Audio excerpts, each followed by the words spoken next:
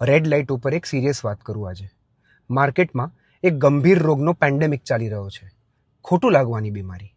આ એ જ રોગ છે જેમાં સામેના વ્યક્તિ માટે તમે 100માંથી 99 વસ્તુ કરો ને તો પણ એને પેલી એક વસ્તુ નથી કરીને તમે એના માટે તમને 99 વખત ટોણા મારશે.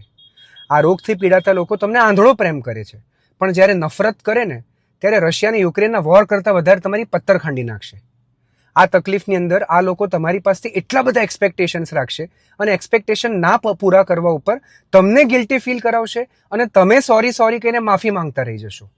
આ લોકો લાગણીથી સખત અનસ્ટેબલ હોય છે અને એમને પોતાને ખબર નથી હોતી કે એમને કઈ વસ્તુમાં સિક્યોરિટી મળવાની છે, કારણ કે એમના વ્યક્તિત્વમાં ઇનસિક્યોરિટી એટલે કે ઇમોશનલ ઇન્સ્ટેબિલિટી અને નાર્સિસિઝમ હોય છે.